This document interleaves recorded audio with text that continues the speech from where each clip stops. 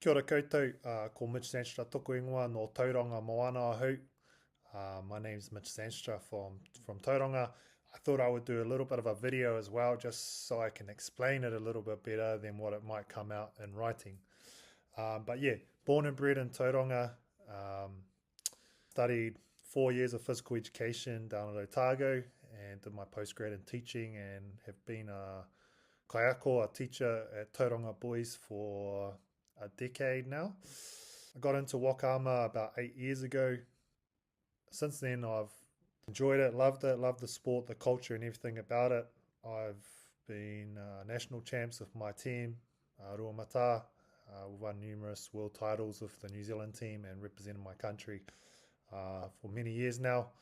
Also in dragon boating this year. I've also coached or do coach our rangatahi and adults as well, not only in New Zealand but overseas. And it's been a big part of my life over this last kind of 8 to 9 years.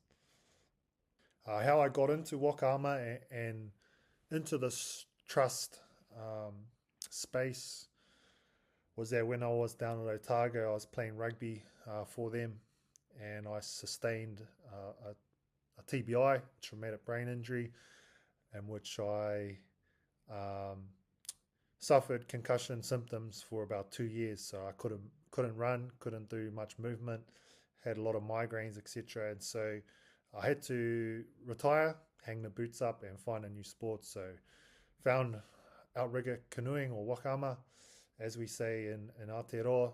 And one thing that really helped was with my mental health.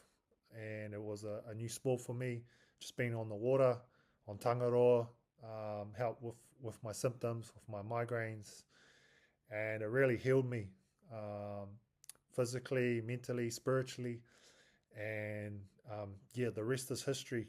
I went hard out into it and still going. That's how I got into it. And then with the trust in 2022, I thought, as being a teacher and a paddler and a coach, what a good idea was to try and start my own charitable trusts where other people didn't have power or control over assets such as canoes and paddles, um, and gave our rangatahi, that was the main objective at the start, free access to canoes, to training, to programs where they didn't have to pay a cent.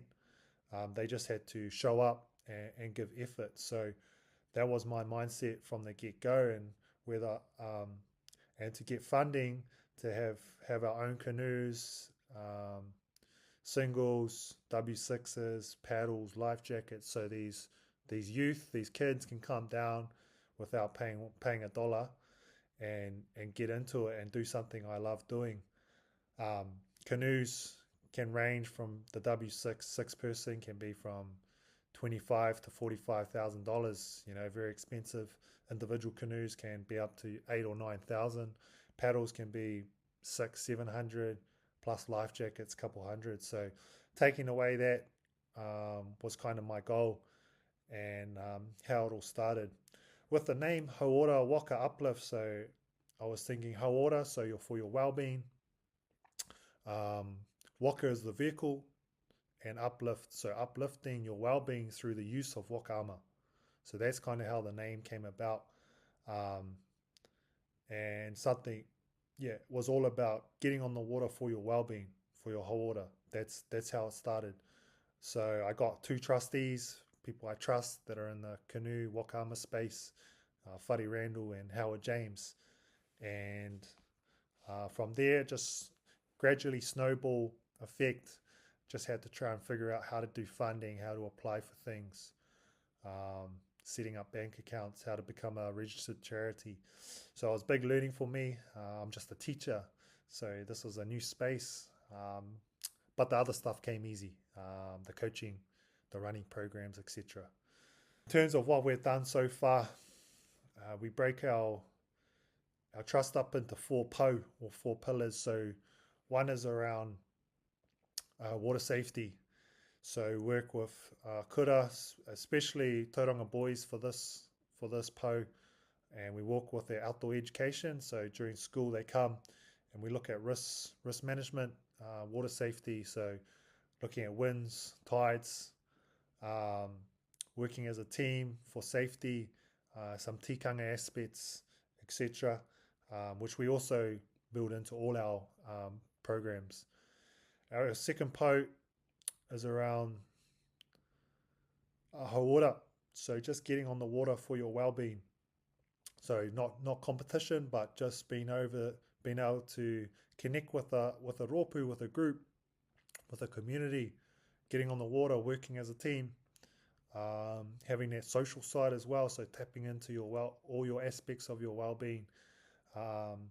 With that, also the ability to include some tikanga and some te ao Māori perspectives. So great example this year is that I worked with a group at the Activity Centre at Tauranga Boys, which is a group of about 8 students that have been nearly excluded from school. So they're on their last chance and they're at alternative education. And so every Wednesday I would go in and we would think every Wednesday I would go in. 95% of these boys are Māori, and so we looked at whakapapa, we looked at pipiha, we looked at being resilient, respectful, all through our te ao Māori lens.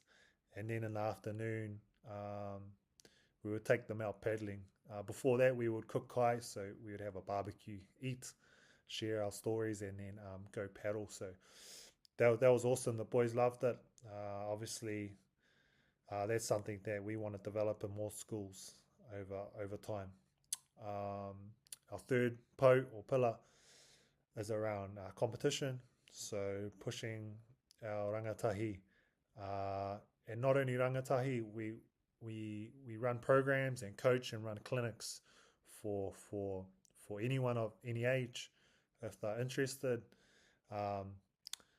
But high performance is this pillar. So we're coaching 3 times a week our juniors. We got them in the gym. I'm taking seven tama boys to Cook Islands in November for Wakaiva, which is a whole week of international competition. And these rangatahi also are looking to go to the World Champs next year in Singapore. Our fourth po is around teamwork and team building. So we work with sometimes with corporate groups and businesses who want to learn a little bit of history, a little bit of knowledge around the area, and also get some team building going. So we've taken out KPMG, taken out the Bay of Plenty Steamers last year when they nearly won competition. So I'll take a bit of credit for that. And heaps of other small groups that are keen to get onto the water and paddle.